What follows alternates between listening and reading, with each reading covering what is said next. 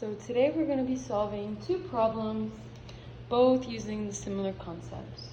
So, in the first problem, we are to determine the pH of a buffer that this chemist uses when he combines some solutions, and well, we're going to get right into it. So, before I begin, I'm just going to find some values that I know are going to be important and that I'm going to need. So first, I want to find the pKa for what's going on, which is going to be used by a minus log of Ka, which is going to be a minus log of the given value, 9.66 times 10 to the minus 5, which is going to give us about an answer of 4.01502. And so that's an important value I'm going to set to the side. And now I want to go ahead and find the number of moles of HA, which is the generic weak acid given. And so to find the number of moles, all you do is multiply volume times its concentration, or molarity. And that's going to give us 76.26 moles of our weak acid. And now I want to go ahead and find the number of moles of the conjugate base, which is going to be the same process of volume times concentration, which is a simple 60 moles. Oh, sorry, and keep in mind, these are millimoles. Mmol, the unit right there, that's important.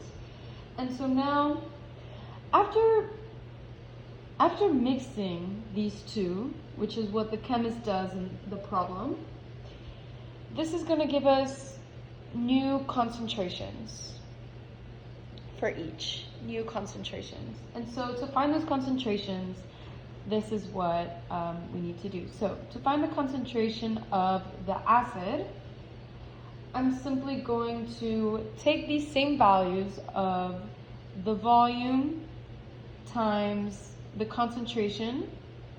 So the old concentration over the total volume, which is going to be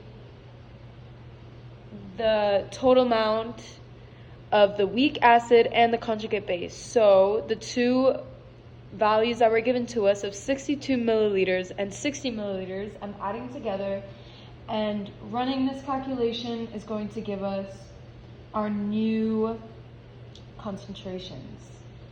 So I'm just going to go ahead and calculate that. And here I'm showing all my work, but this is just some simple calculator math. Okay, and now that I have all these important values and information, I'm going to go ahead and do some of the actual problem solving and figure out what it's asking. So, we want to find the pH. And to get the pH, it's the pKa, which we have up here, plus log of our concentration of the conjugate base over the concentration of the weak acid, which we just found. We found all of these values, and now I'm just plugging them into the formula of how to get our pH, which is what we want. And once you run that through, that's going to give us about an answer of 3.91086, which I'm going to go ahead and round to 3.91 as our pH for this buffer. Now, moving on to the next problem. So here, it's a little backwards. We're given some values. We have pH, but they want us to find the pKa of the acetic acid using, it's kind of like a puzzle, and we have the complete puzzle, but we need to find the missing piece. So, first, just to help me sort of visualize what I need and what's going on, I'm going to go ahead and write out the chemical equation that's going on here. And so I know that the pKa, or not the pKa, just the Ka, sorry. Just the Ka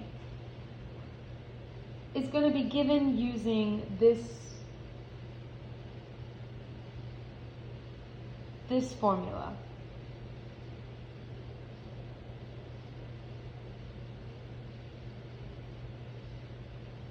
And so this is really just putting the products over the reactants, and that's what's going on.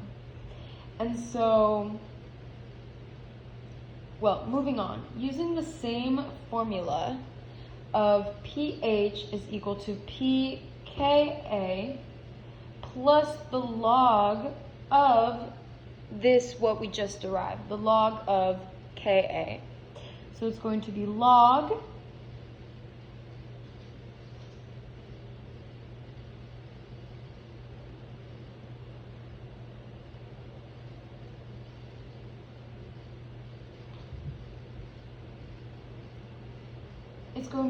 it's going to be log of sodium acetate over acetic acid. And so now that we're here and I know I have some direction to this problem, I'm going to go ahead and plug in some values because we have a lot of these values already. So the pH I know to be 4.974. pKa I know to be 4.760. And then it's going to be plus log of these two molecules, the concentration of these two molecules on top of each other, or over one another, as given so. So it's the same formula here, but I'm just plugging in some values that I know. But, little pause, we don't have the concentrations for these two. So I'm going to go ahead and find that out.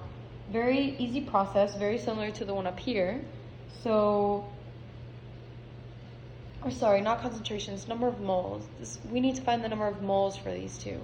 So number of moles of the acetic acid, because we have the information we need for it. It's volume,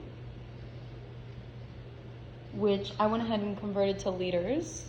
Because it was in milliliters, I'm going to go ahead and put it in liters. Times the concentration, times molarity, which is going to give me 0.0975 moles. And so, but we have a little problem, so to say. So for the number of moles for sodium acetate, we don't really have the information to simply solve it using volume times concentration.